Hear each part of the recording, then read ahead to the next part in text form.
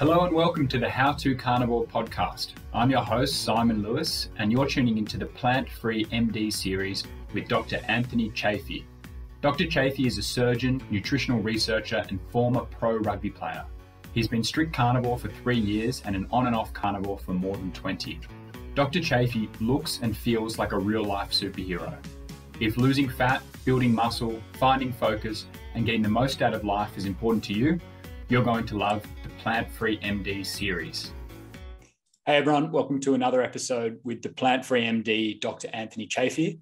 Today's topic is all about fruit, which is kind of strange for a show that's called How to Carnivore. But in the carnivore community, everybody seems to all of a sudden be talking about fruit. There's a lot of people, including Carnivore Aurelius and the Carnivore MD, Paul Saladino, who are really big into eating meat and organs, but also a lot of fruit. And Dr. Chaffee has spoken a lot about the damaging effects of glucose. So I thought it'd be really interesting to run a few things by him, in particular, some of the arguments that Carnivore Aurelius has put forward for why we should eat fruit, and to get Dr. Chaffee's perspective. So, Dr. Anthony Chaffee, welcome. Yeah, thank you very much. And fructose in particular, not just glucose. Fructose. Yeah. Okay, well, we can get into that. So to start off with, we're going to do a little bit of a rapid fire. I just read one of Carnivore Aurelius's blogs. To be clear, I love Carnivore Aurelius and he's hilarious on Instagram, but it should be fun to get another perspective on the message that he's putting forward. So the first point that he raised is our eyes have evolved to eat fruit. And I interpreted this as something to do with, he was talking about the way that we can recognize colors. So we can see like a ripe red fruit in a tree. Thoughts, Dr. Chaffee?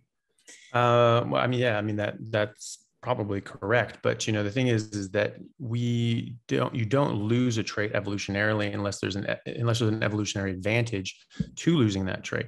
We can still move our jaws side to side, but that doesn't mean we can mill grains and fibrous plants, but it didn't benefit us to lose that trait. And so evolution didn't expend the energy or the worry in doing that.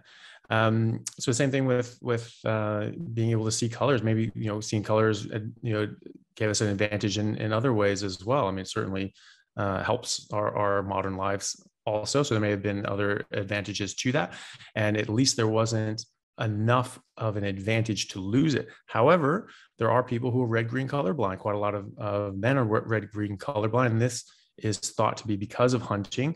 And you can see in sort of low light, dawn, dusk times a little better. You can also see the contrast between foliage and like an animal, right? Whereas if you have full color vision, it's harder to sort of pick out shapes in the wild and things like that. Wow. So it can be an advantage to be less good at seeing colors.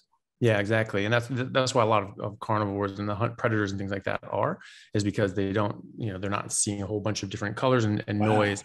They can just sort of see there's something there. It's just sort of hiding in the bushes and it stands out a bit more. And so this is thought to be why a lot of people develop red-green color blindness. That's very interesting. Yeah. And so, maybe, but, we also had, a long cecum and so forth. And that used to be where we used to pile in fiber and so forth. And we haven't used that in a long time either. That did confer an advantage to shrink that down because it takes a lot of energy to maintain a large gut. And so that shrank. So that's a vestigial organ. Color vision can be thought of as vestigial as well. That conferred a specific advantage at a certain time, but it didn't necessarily confer an advantage after that, but it didn't give us a huge benefit to lose it necessarily, which is why it didn't completely go away. But you see that all over the place and all sorts of different examples of that, where you just don't have, you didn't have an evolutionary advantage to lose a trait, just like, moving your jaw, so that's how I would respond to that. Okay. Yeah. I like that response. Being able to recognize colors and have like a sort of a broad range of colors that we can see is an advantage for lots of things. Like, humans can also do art and build computers and do all sorts of stuff, where I feel like that would also come in handy, not just for recognizing fruit. Anyway, okay, we move on. Number 2, humans like sweet things. It's true. We do like sweet things. Does that mean we're designed to eat fruit? I mean, people like cocaine too. I don't really see what that has to do with anything. So carbohydrates are generally sweet. They're generally mildly sweet.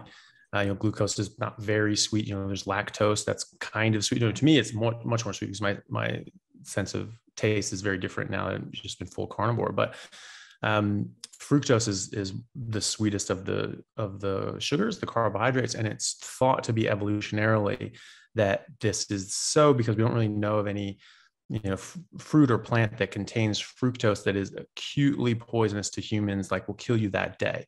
So our ancestors who were able to recognize this as a bit of a nice flavor were able to eat something that sort of got them through the lean times. And so this was a quick hit of energy. This is something that they recognized as safe, or at least temporarily safe, and were able to survive. And so that would have conferred a survival benefit, being able to eat some plants when it was necessary to survive. But that doesn't mean that that's optimal for us. That doesn't mean that that's our evolved natural state and of most benefit to us. Yeah, I think Carnivore Aurelius does say that obviously you can survive on just meat and fat. Like he's totally open to that. He just want to make that clear that he's not saying we need fruit, but he's saying it can be a benefit. Okay. All right. Number 3, it's to do with the human gut. And he says that fruit and meat digestion both rely on enzymes rather than fermentation. So I suppose this is sort of contrasting with vegetables that kind of ferment in your gut, or like a cow when they eat grass. Your response? So what? So, I don't know how that really justifies the argument that we're supposed to eat carbohydrates, and this is something that simple sugars or whatever, that this is our natural evolved state. We came from an herbivorous background 8 million years ago or so, and and then ate more and more meat. We've been basically full carnivores for the last 2.5-3 million years. But you still have certain traits, and that would confer evolutionary advantage and survival advantage if you are able to eat fruits or starchy things or whatever when you needed to. And this is why we've been such a dominant species. We've been able to habitate all over the world, like literally everywhere from north to south pole.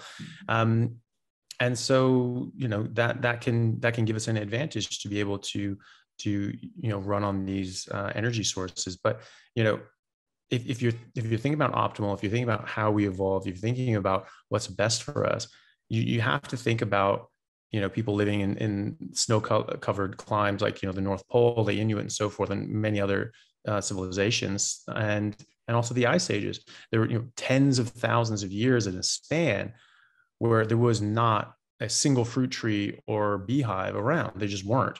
And so, vegetation aside, there was certainly no fruit and there was certainly no honey. And so if you're saying that this is what we evolved on, this is something that we have to have, I would say that that's just inherently, verifiably false, because we did not have the access to that for tens of thousands of years. And, the Inuits don't have it at all. And one of the contentions that have been put forward is that, lack of carbohydrates or fructose can cause organ dysfunction and even like thyroid dysfunction and so forth. That's his next point. Okay, well, we'll get to that one then. Okay, so the next one is to do with metabolism and thyroid. So this is Carnivore Aurelius, eating fruit tells your body you're in a calorie-rich environment, so your metabolism accelerates, which means that you can burn. I'm not 100% sure what the point is there, but then he also argues that if we're not eating fruit and we're regularly burning the fat that's stored in our bodies, that's stressful. And then by eating fruit, Is it? it puts our body in a less stressful situation. So Is I feel like you've got something to say here. Yeah. Is it really stressful? Is it? I don't know. I think that's going, harking back to the idea that, this is a fed state and a fasting state, and a fasting state is, putting your body in stress, and this is hard on your body. And this is only supposed to be if you're lost in the desert and you can't eat for a month. And this is a survival mechanism. That's nonsense. This is the primary metabolic state of all animals in the wild. Your fat stores are your gas tank. This is how your body runs. You fill up your gas tank, you run on your gas. All animals in the wild run like that. Animals in the wild, except like hummingbirds and some insects and things like that, they run on fat. And so, they're not running on carbohydrates. Even herbivores, they break down, fiber into, short chain fatty acids, right? So they're all running on this. They're all being able to access their fat stores. They're all running on fat. And so they're all in this stress, horrible state that's boxing their thyroid. Probably not. And then the idea that you're in high caloric state, you've got an abundance of food and so forth. So you put your body is less stressed. What has more energy and nutrition and calories than fat? Not a single food source. So, carbohydrates, have 4 calories per gram. Yep. Fat has 9. Okay. So, I've heard this before, people saying that, well, we must have eaten a lot of honey and so forth because it's such a calorie dense substance. And it's like, density is a specific word. Density, means calories per gram. The densest caloric source is fat. Carbohydrates are the same caloric density as protein, if you can, by burning it, which is nonsense. I mean, things are, function very differently in your body biochemically. So, those calories don't actually work exactly the same as like the calories from protein or the calories from fat and so forth metabolically. However, if we're just going off those numbers, it's definitionally not, it's calorically dense. Fat absolutely has the most energy per gram. As far as thyroid is concerned, again, look at the Inuits, look at people in, the ice ages and so forth.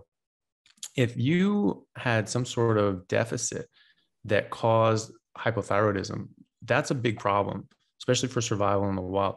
Hypothyroidism is a dreadful state to be in. It's very, very harmful. It's very hard to live with. And if you don't have enough, you can die from this.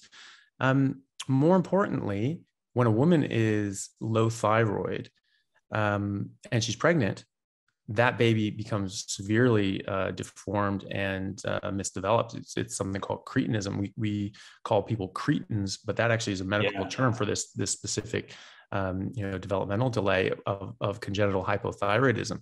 All the best insults are all old medical terminologies, and cretin is one of them. And so this is a very serious issue. You become very intellectually delayed and impaired and physically impaired as well. And so if you had to have carbohydrates, if you had to have fructose specifically, and you're in an ice age, yeah, well, exactly. Everyone would have been cretins, and they would have just died out. We would not have made it through tens of thousands of years of ice ages. The Inuits would not exist right now because there are no damn fruit and there is no honey. So I don't think that holds water. And I don't think that if you just sort of, look at that from that perspective, and, this is something that, Dr. Saladino says, he likes to look at these things from an evolutionary perspective and so forth. He looks at, the Hadza people. Looks at the Hadza a lot. Yeah, which is great. But, he talks about how, they eat honey, when and where they can. Fine. But, it's the males doing that because the males are out hunting. There have been studies looking at this, and the women generally don't eat a lot of honey. Okay. They're generally more health and better health than the men. They generally have better dentition and better, dental health than the men as well. So, just on the Hadza, when I see Paul Saladino, talk about the Hadza, and he went and visited them, which would have been an amazing experience. That'd be cool as hell, yeah. Yeah. But like sort of just next door or near the Hadza, you have the Maasai people, and the Maasai people, as far as I can tell, are possibly one of the most dominant and incredible physically and culturally of all the African groups. And they're tall and lean, and they don't eat any carbohydrates. They just eat blood and milk from their cows. And meat. Yeah. And obviously, and meat, obviously. And and so that's the thing, is cherry picking, isn't it? You're looking at the example that you find the honey tribe. But within that tribe, there are people that eat more or less honey, and they have differences in health just within that tribe. And then you look at the Maasai, and they're very different as well. They're much more healthy than the Hadza. That's what I'm trying to say. On top of that, there's one thing that and again, I preface by saying I really like and respect Dr. Saladino, and Carnivore Aurelius is funny as hell. I really do like his stuff, and they both have a lot of really good resources that I encourage people to look at. But I just disagree with them on this point, and that's fine. People can disagree and have discussions about it.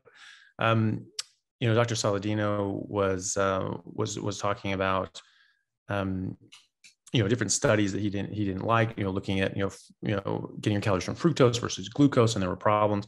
But, he wanted a study when he was talking about a debate he had with Dr. Gundry, saying that, okay, well, show me a study showing that, fruit is a problem or honey is a problem.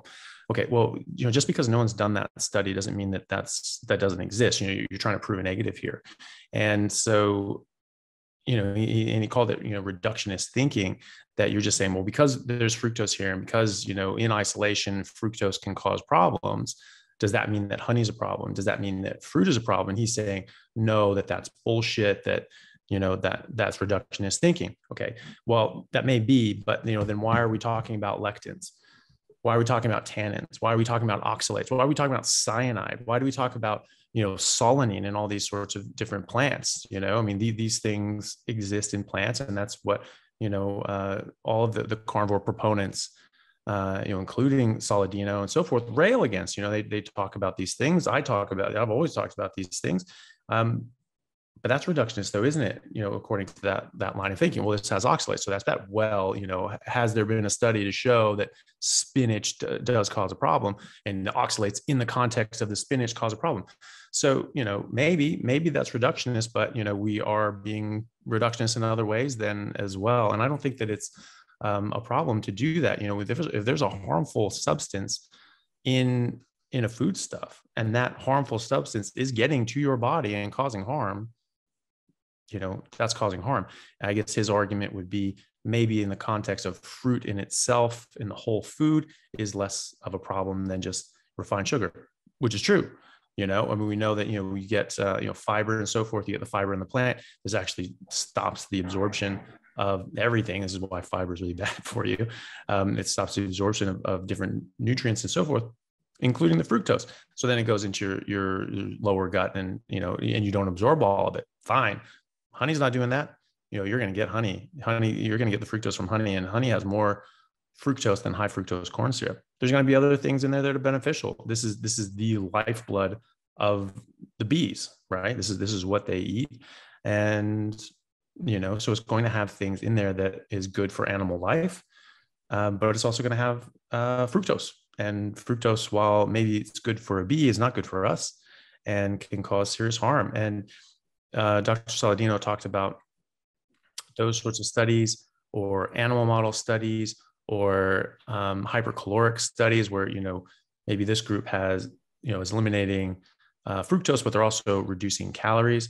I'm sure those studies exist. However, Dr. Lustig has been doing exemplary work and research for well over a decade on this, and he has done, human models, human trials with isocaloric studies, meaning that all they did is swap out the fructose. Calories stayed the same, weight stayed the same. He did not let these kids lose weight. He did not let them eat less calories. And they were eating junk food. They were eating kid food. They were eating, toasty bagels and this, that, and the other, but they were just not eating donuts. You know what I mean? They were not eating fruit. They were still eating junk food. They just were eliminating the fructose. And he was reversing metabolic syndrome. He was reversing fatty liver disease in these kids in like 8 days. Okay. In every single one of these things. And so this actually this study, met the criteria for causation in these studies. So, now maybe, Dr. Saladino would say, well, they didn't, have those kids eating fruit and honey. They maybe were eating junk food. You can say that maybe, but, I think that you're getting, I think you're getting a bit particular when you're saying, no, I want this study to be done exactly like this. Well, if you want that study to be done exactly like this, please go and do it. You're a doctor, you've got, I'm sure you can get a grant proposal, I'm sure you can get a grant together and do that. If you really think this is healthy or whatever, do the study. There's a lot of information out there that suggests and shows and even shows causation that fructose is harmful. And we have biochemical evidence, we have biochemistry department at UCSF, showed that fructose metabolizes into the same metabolites as ethanol, and it causes the same damage to your body from those metabolites as ethanol. Okay, so it doesn't do the same things in your body before they're metabolized, but as soon as they're metabolized, they do the exact same things as ethanol does. Okay, gram for gram. Okay, so this is going to cause the same problems as ethanol. Going to cause fatty liver disease, cirrhosis, diabetes, heart disease, even implicated in cancer and Alzheimer's and so forth.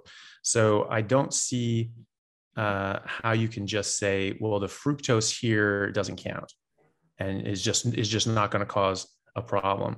Okay, well then do a study and prove it, because all the studies right now biochemically show. I mean, first of all, you don't need a randomized control trial when you're to show a biochemical process. That's not how we study that. We're going down and actually seeing how this molecule acts in vivo. And this is what it gets broken down to, and this is the pathways they go through. That's hard science. So it'd be nice if we had all these studies. We don't. If he wants to say that fructose is actually really good for you, if you're eating fruit or if you're eating honey, go ahead and do it. I would say that the fruit thing, if you're eating fiber and so forth with it, you're going to ingest or absorb less fructose. But once that fructose is in your body, I haven't seen any evidence to suggest that that's not going to act as fructose in your body. And he asked for these studies. Okay, where is his study to say that once that fructose is absorbed into your body from honey or fruit, it's not going to act the same way as table sugar? I haven't seen him produce anything like that. That's the question. And it's like, is a small amount of this fructose when eaten, with whole fruit, so you're getting the fiber as well, is that giving people a net benefit? And I suppose, Saladino and Carnivore Aurelius would argue yes. But as you're suggesting, it'd be good to see a study. And they could do that. I mean, they could say, if they did say, okay, you replace, you're having kids eat the exact same thing, but the fructose they're getting is from, fruit or honey source, as opposed to, some refined sugar, and you try to sort of balance out the other nutrients so there aren't confounding factors. You could do that. And if he wanted to do that, I'm sure he could, but, he's postulating at this point that, there's, that is going to be safe in that context. And he wants other people to, to prove him wrong. It's like, well, no, the burden of proof hangs on you at the moment, because all the studies right now actually suggest that fructose is bad for you.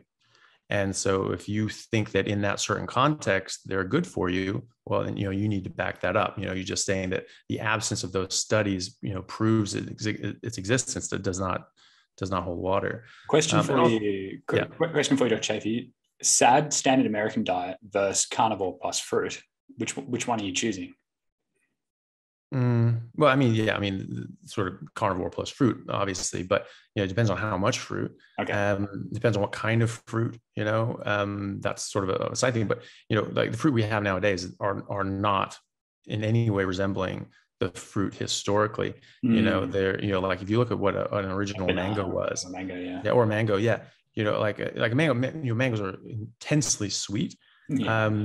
They were not always like that. They had it was mostly seed. It was very fibrous and just sort of dully sweet. Dr. Pran Yoganathan, who we both know, he grew up in Sri Lanka and Africa, and he actually saw like original mangoes, and he was just like, they are nothing like mangoes now. And interesting.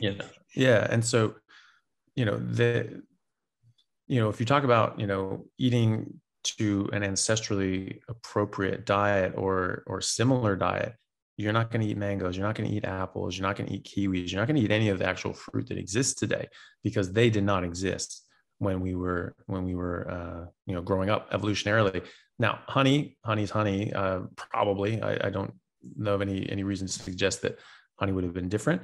But this is not something that we were going to get every day, and this is not something we were going to get at all during the ice ages. It just wasn't. Okay. Moving on to the fifth reason. To be perfectly honest, this is kind of a bit over my head, but it's to do with mineral balance. And he says, one of the potential issues with only consuming red meat is phosphorus accumulation.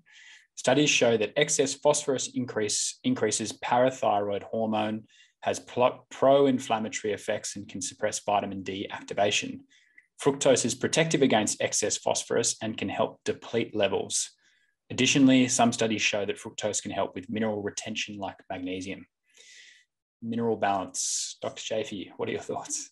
Okay, well, again, if our minerals were going to be all out of balance, we wouldn't be here, because, we made it through the ice ages. Inuits still exist. They don't have mineral balances. So again, this is, in the Maasai as well, and, just you and I, who've just been doing this for several years. And there are many, long-term carnivores. So I'm maybe going around 10 years now, and literally never felt better. So, you're not going to live generationally if you're deficient in any single metric. And so, that doesn't really make sense to me from an evolutionary standpoint or just a survival standpoint. We have people that are alive today that live generationally just eating meat. There are no biochemical processes that require fructose. None. Not a single thing in your body requires fructose. There's no such thing as a fructose deficiency. But, Carnivore Aurelius would suggest that there is, that, if you don't have fructose is going to balance out your minerals and so forth. And without this, you're going to have a deficiency and you're going to have a problem. But you don't. And this isn't what happens. So, Carnivore Aurelius, I think one of the articles I read from him, he was saying that this affects your thyroid health, damages your thyroid, like we mentioned, and that you need to eat fructose in order to do that. Again, there's no such thing as a fructose deficiency. So adding in fructose isn't going to do anything for you from a deficiency standpoint. Thyroid. So he and others, like Dr. Saladino, really like organ meats, and that's fine. I don't have a problem with organ meats. I don't eat them myself. The Inuits don't eat them, and they just give them to their dogs. So they just ate skeletal muscle. And this is something that's well documented and recorded going back, at least 100 years. And so, but it was also well recorded that liver especially has a lot of vitamin A. Certain animals have so much vitamin A that you can die from eating their liver, like a polar bear and so forth, and too much seal liver and so forth, you're going to get into big trouble there. So hypervitaminosis A, that's too much vitamin A to the point of toxicity. This can actually suppress your thyroid stimulating hormone. So this is going to suppress the hormone that stimulates your thyroid to make thyroxine and so forth. So that's going to suppress your thyroid. So you're going to get thyroid issues if you're eating too much vitamin A. And so that could very simply be the problem. We also know that the ingestion of carbohydrates actually makes your vitamin and mineral requirements go up. Okay. So this is completely theoretical, but it's just something I was just sort of tossing around in my head. You're eating a whole bunch of liver and you're getting hypervitaminosis A. That's boxing your thyroid. You start feeling like crap. And maybe this is doing some things to your other organs as well.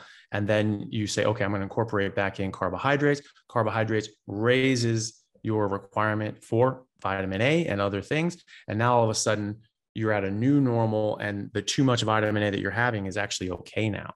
That's completely theoretical. I'm not their doctor. I haven't seen any of their labs. I haven't spoken to them specifically about this, but this is something I've sort of knocked around in my head as a potential issue. Either way, I don't think that carbohydrates are essential. Fructose certainly isn't. And biochemically, carbohydrates aren't, because, we're making all the carbohydrates we need.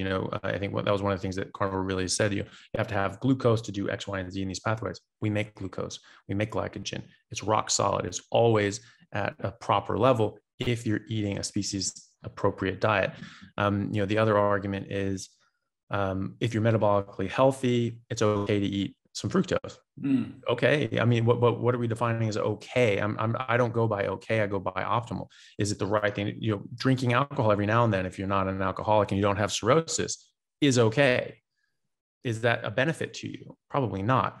And I would say the same thing with fructose, because fructose causes metabolic syndrome.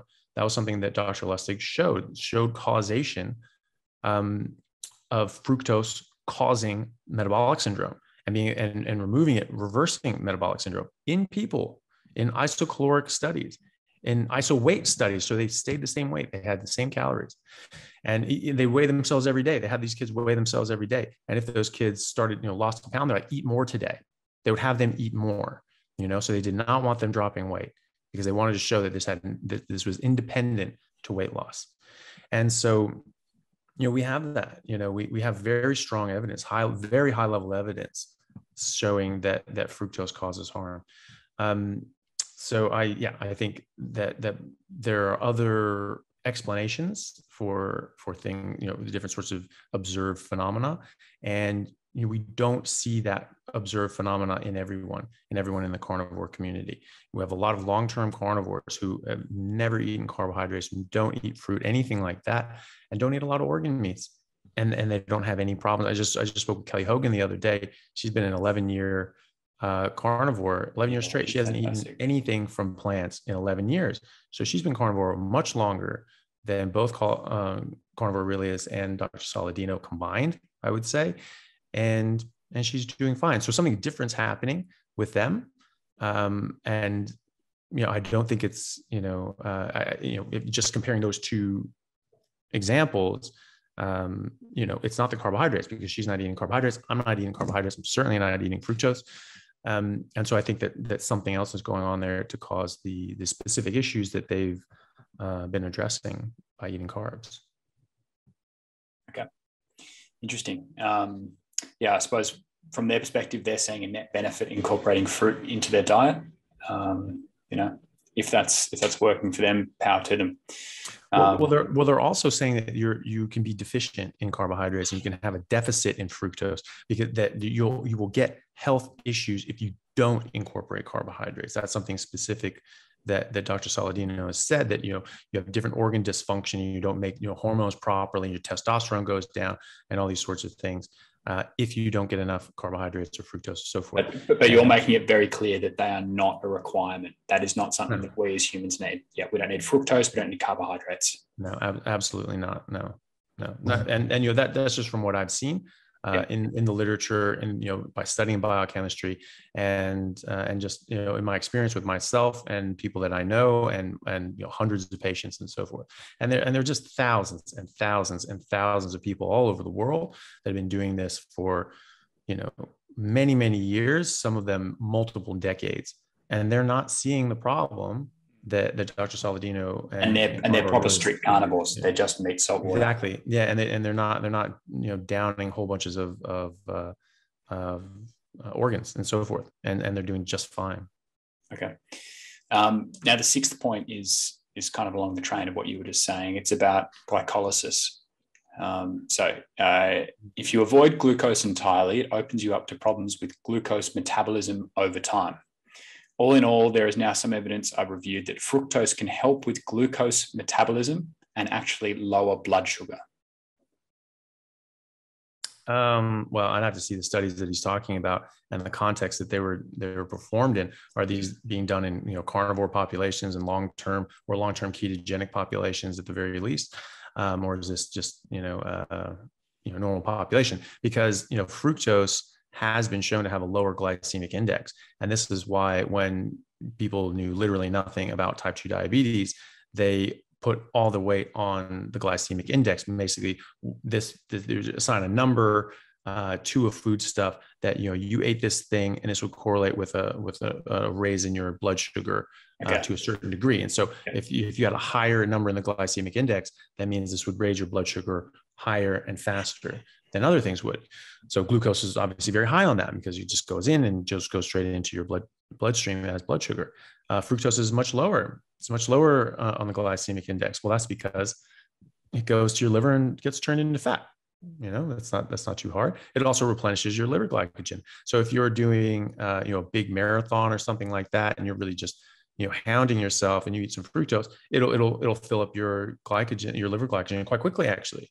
So maybe in certain contexts you could do that, but I actually find that this while it will raise your glycogen, you're also going to box yourself because you're also going to raise your insulin, because fructose by and large comes with glucose, and it will in and of itself raise your blood sugar and insulin anyway.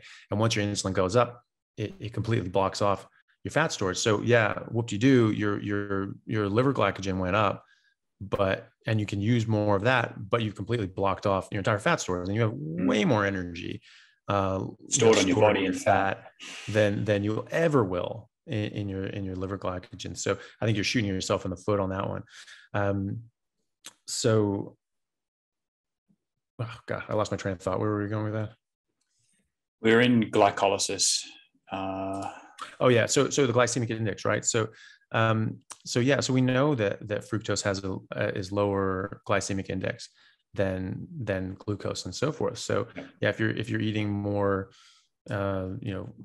fructose containing things, you're not going to have the same spike in blood sugar that you will if you're eating, starch and glucose products. So it may be that that's the study he's looking at, and he's extrapolating way too much out of that than he should. But either way, again, if fructose conferred an advantage, that's one thing. But if fructose was a necessary part of life, that's a completely different thing. Yeah, to be clear, Carnivore Aurelius, he's not saying it's a necessary part of life. Yeah, he's acknowledged that you can totally live and thrive. I think for him personally, he sees a net benefit. I don't really get that then, because he's saying that this confers all these advantages, and especially with a thyroid. I mean, if you're gonna get low thyroid, like you're done. You're in trouble. And long-term, being long-term, ketosis. If that's a problem, then why are the Inuits still here? Why are 66% of all species of animal carnivore? Why are they even alive? Because they're always only eating meat and fat. They're not eating any carbohydrates, and they're not really eating fructose. Really, I don't see too many lions, attacking the apple tree. So, and maybe it's specific to us. This is just a requirement to us. That's fine. There's things like that, but again, that doesn't make sense in the people that don't do that and cannot do that. Because people can argue, well, the Maasai drink milk, or maybe they're just eating more sugar, more honey than you think they are. The Inuits are not. Living traditionally up at the North Pole, there's nothing for them to eat. There's no sea honey that I've ever heard of. I don't think that that you can argue that having a complete absence of fruit and honey is a bad thing if you have these populations who don't have access to it and have never had access to them for their entire lives and generationally done so. So and I don't really see why it would confer an advantage. Maybe it's an advantage if you're eating a whole bunch of other crap. Maybe, maybe if you're eating carbohydrates and you're eating sugar and you're eating fructose anyway, getting that same isocaloric, amount from honey and from whole fruit. Yeah, maybe that's better than getting it, from a donut. Maybe. I mean, show me a study that says that, though. That'd be nice. But then I don't care anyway, because I don't think that either of those, just because, something's better, the lesser of two evils doesn't mean that it's good and doesn't mean that it's optimal. I have not seen any study from either of those two showing that fructose consumption is optimal in the population of carnivores. Well said. Yeah, I think the way that I've been trying to make sense of it in my mind is that the message that yourself and Sean Baker, Kelly Hogan, strict carnivores are putting forward is largely about healing people who are unwell. And the way that I see this message landing from CarnivoreMD and Carnivore Aurelius is that it's about people who are already healthy or reasonably healthy, and they're looking to eat basically a more whole food diet, which definitely has more mainstream appeal than the message of, hey, you've got diabetes, you've got really bad autoimmune issues, you've got dementia, you really need to get onto an elimination or a carnivore diet. So that's kind of the way that I sort of make sense of it in my mind. I'm not sure if you've thought about it. I've seen Dr. Saladino, talk about he was having health issues, and he was on, I forget the show he was on, but he was talking about how he was having health issues, and his testosterone was going down, these different sorts of markers were getting worse, and he was just like, oh, okay, what's going on? He looked into it and said, oh, okay, well, sometimes getting more glucose and this and the other can help this, and he said, okay, more fool me, like I just I made a mistake, I can admit my mistake, and we need carbohydrates. So he actually is saying that you need carbohydrates, and I don't think that that's justifiable, given the Inuits and given the fact that we've been through several ice ages, and just starting there, I don't think that you can go forward from that. And I think there's a lot of other ways of arguing that as well, but I think that's just very conclusive. I don't think you need to go past that. Another thing with sugar and fructose in particular is that it's addictive. It gives a dopamine response to the addiction centers of your brain, just like cocaine, heroin, and methamphetamines.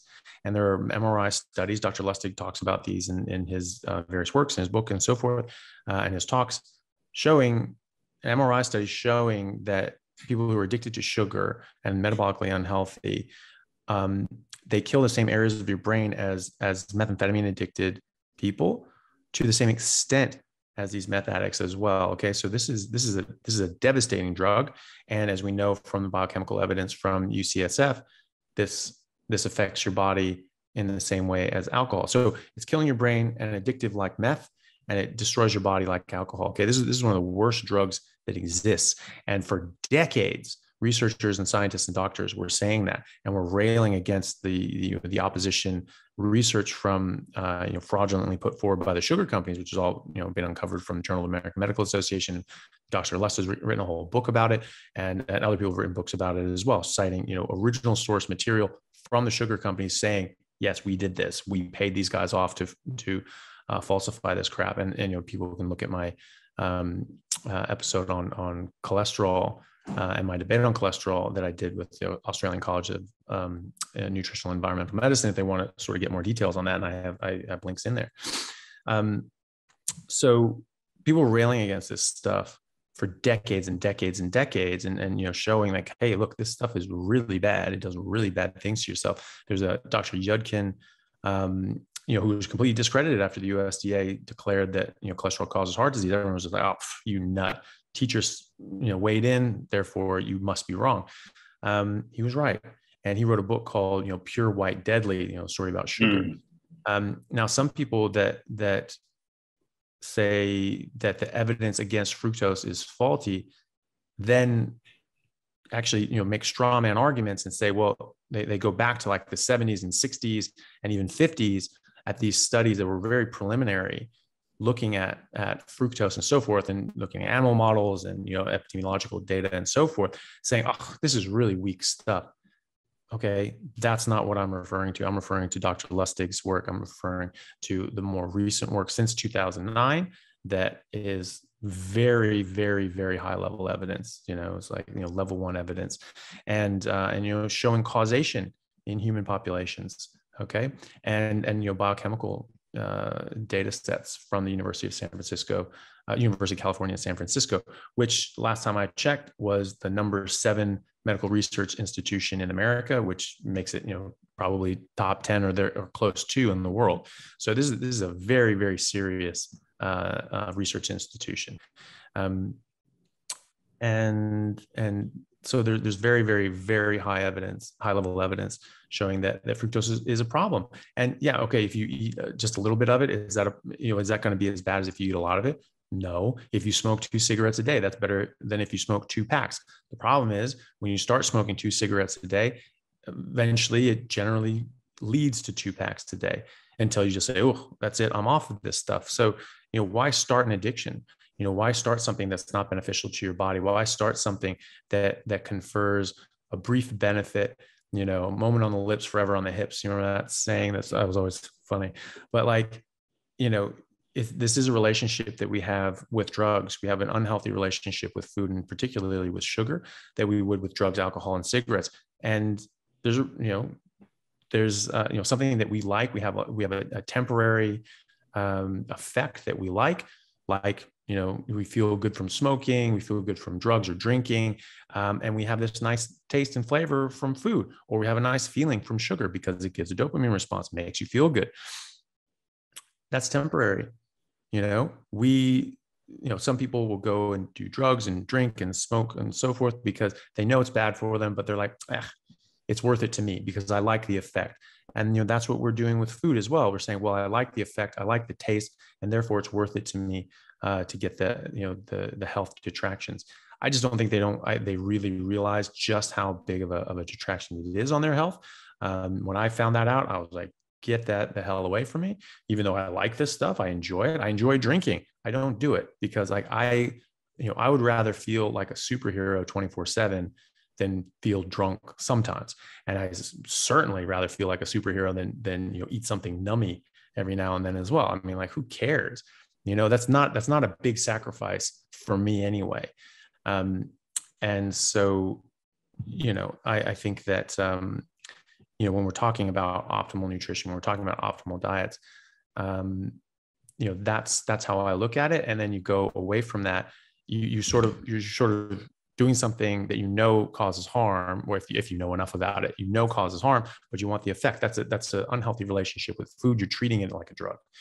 And so I try to sort of steer away from that. If you want to do that, that's totally fine. I just want them to be clear on the facts as they are available and make their own decision. If people want to eat fruit, go ahead. I mean, if Saladino enjoys fruit and enjoys honey and he feels good and he's getting good workouts and he likes it, more power to him. Like, that's fine.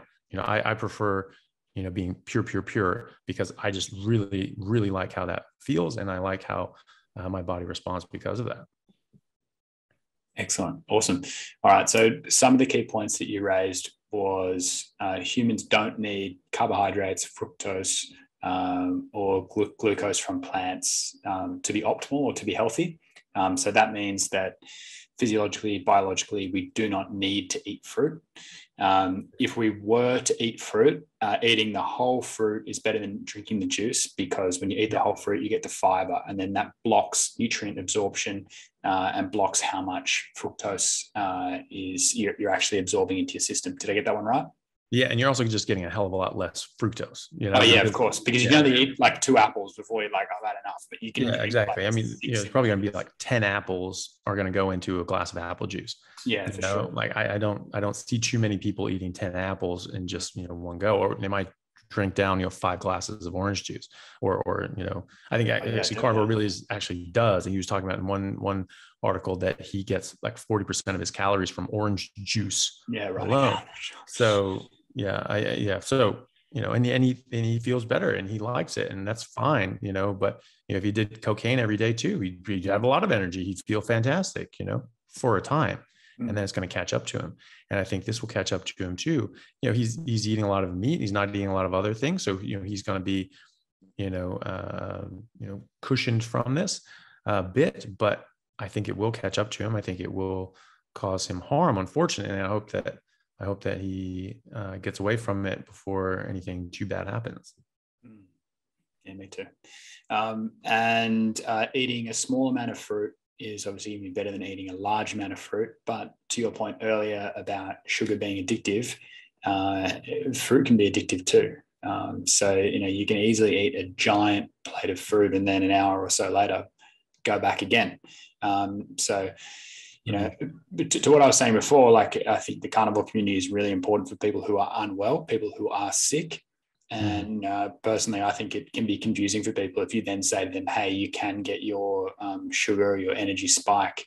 You just can't do it through eating, lollies or the crap that you were eating before. You have to, you can actually get it through eating honey and fruit. I think that can kind of contribute or help to fuel that addiction they already have to these sugary foods. So that can be, it can make things even worse.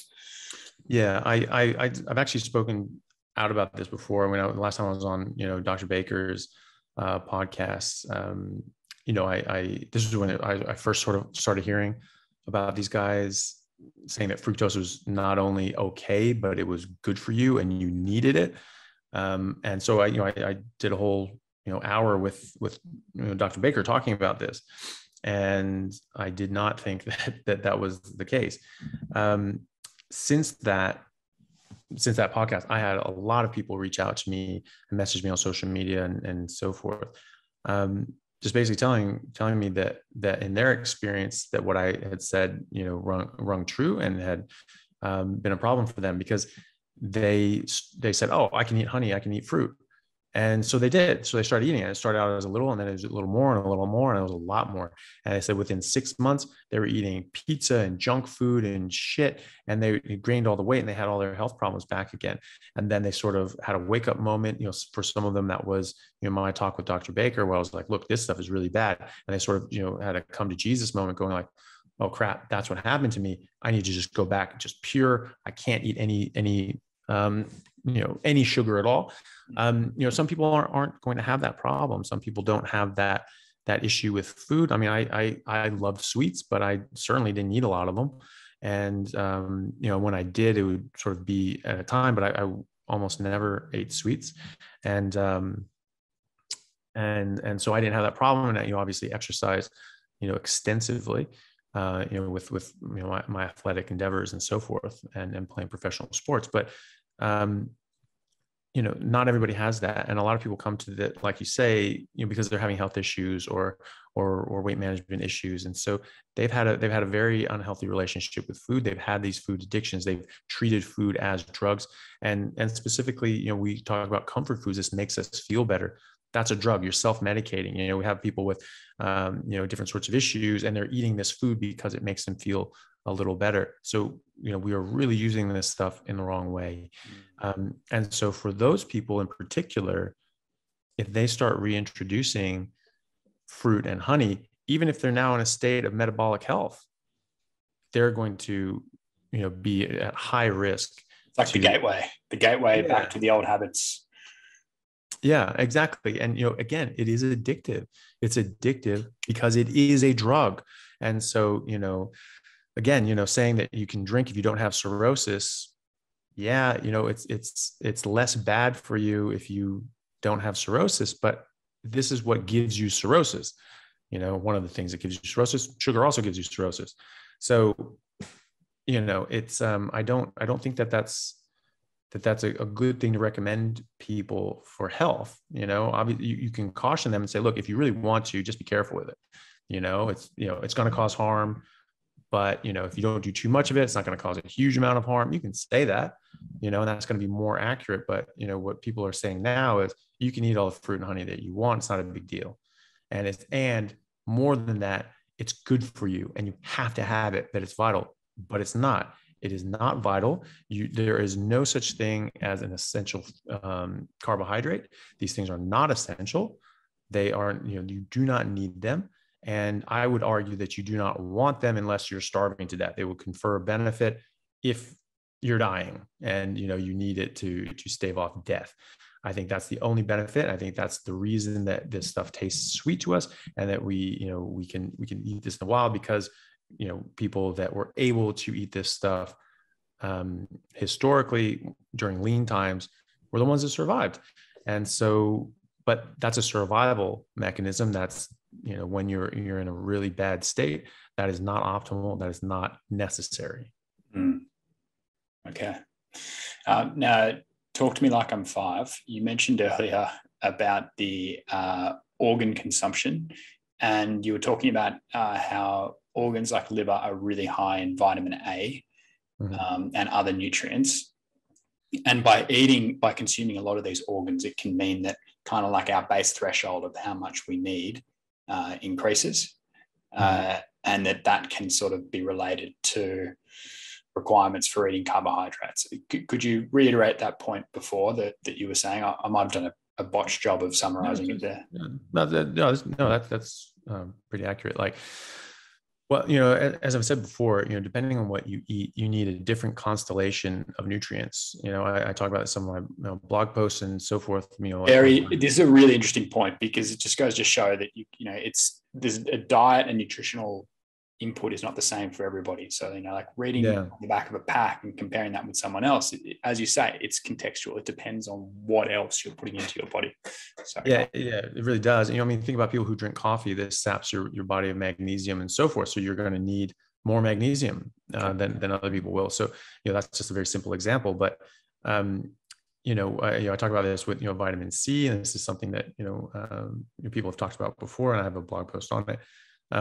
When you eat carbohydrates, this blocks out vitamin C absorption in your gut, but it also blocks out vitamin C in your systemic system. When your blood sugar goes up, this can suppress your utilization of vitamin C. So you need more vitamin C to get the same results.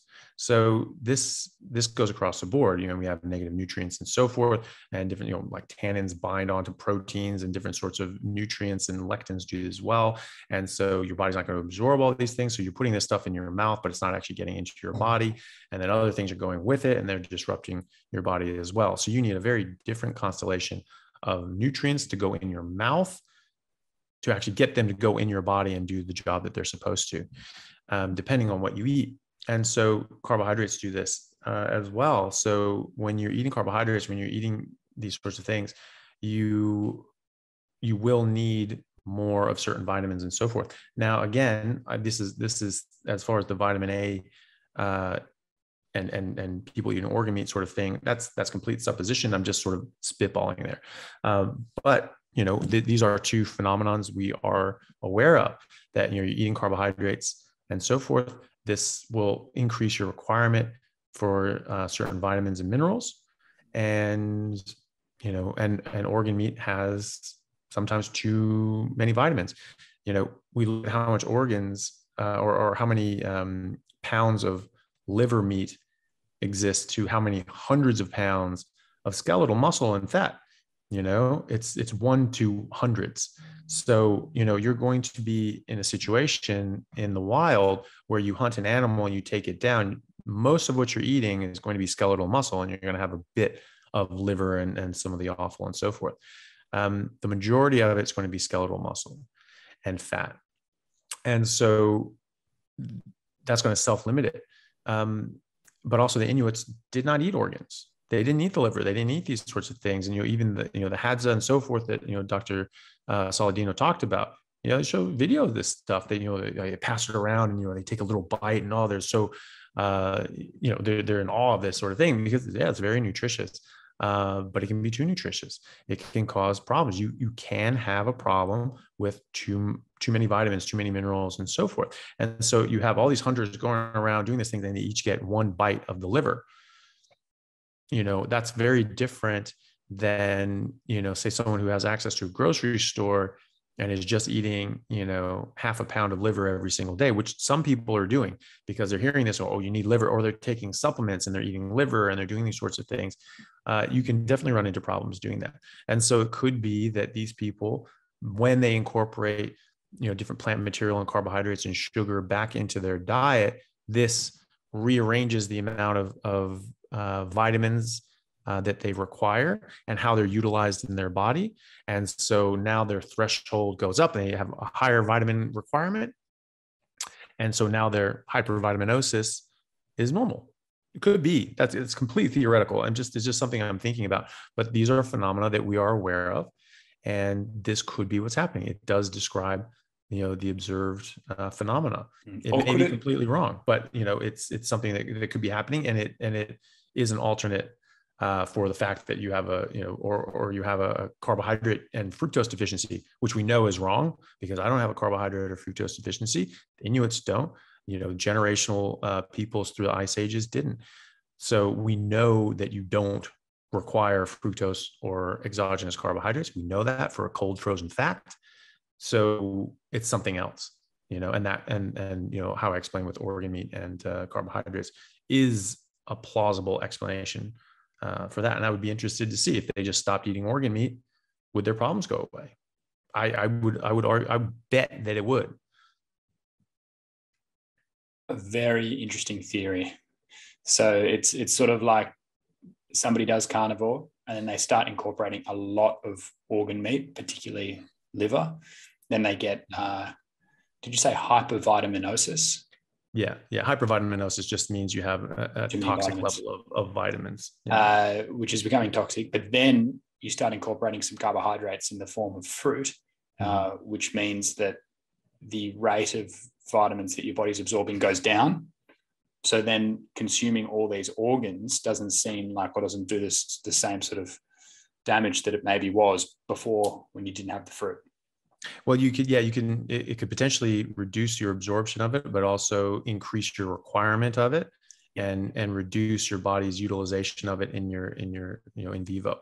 So it could do a number of different things. The end result being that you need more vitamin A than you would otherwise, And if you're getting more vitamin A and that was, heretofore causing a problem, that may now just be normalized.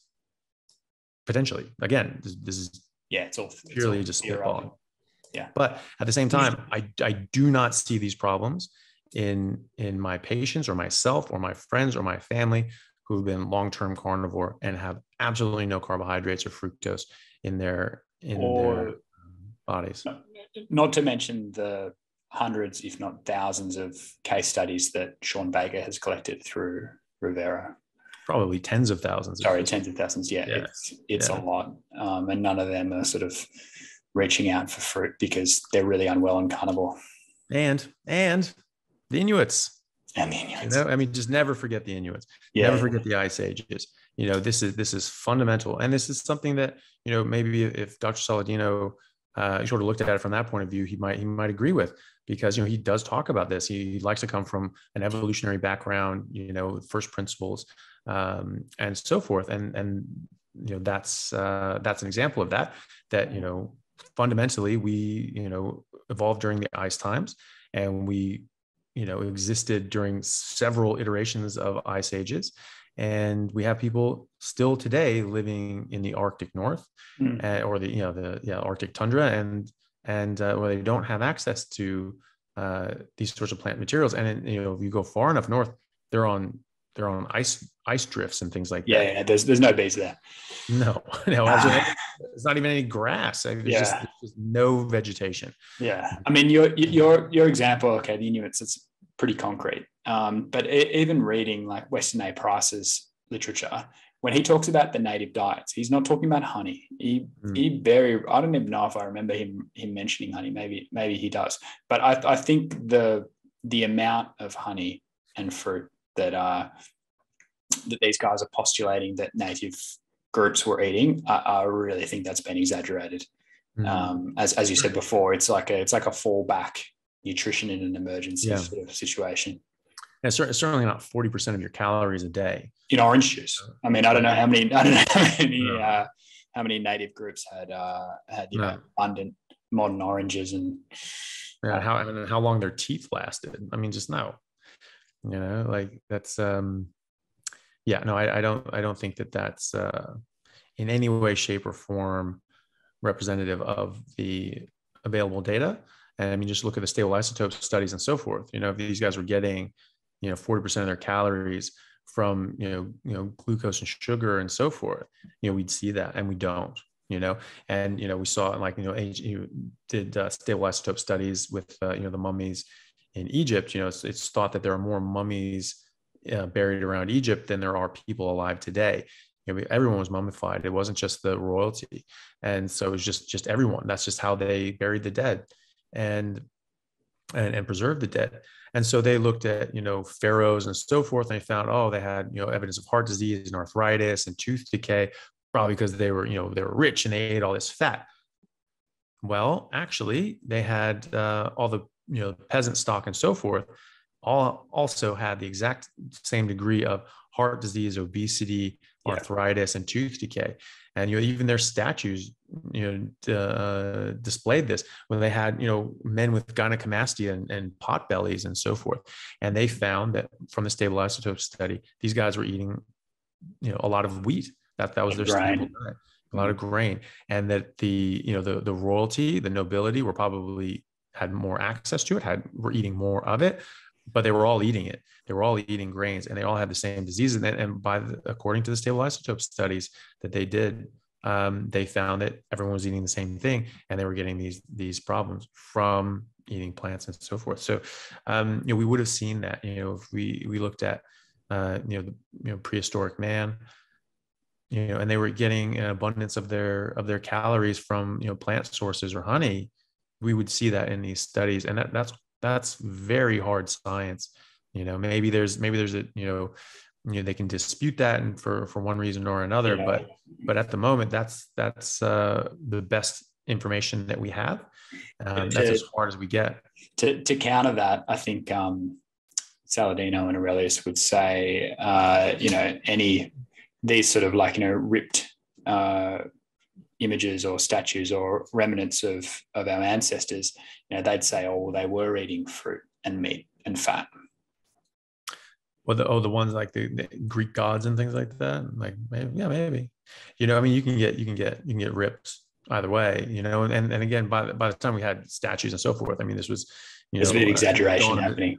Well, it could be, but it's also the dawn of civilization, and and they would have had agriculture at that point, and so I'm sure that they were eating that stuff, but they were also eating a lot of meat and milk and so forth. This was a very important staple. Anyone who studied ancient Greece and Rome would know this, but sure, they would have had sort of other things as well, but really seasonally, and generally just the wealthy.